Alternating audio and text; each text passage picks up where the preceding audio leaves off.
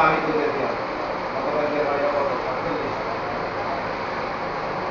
আপনাদের যে ৩৫ না ৪০ তো আমার ওই দিনের হিসাবে কিন্তু আমি আমার খাতা উল্টাই দিয়েই ওই যে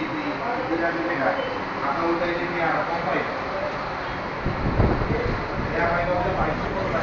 গাড়ির সাথে তোমার কিভাবে কোথায়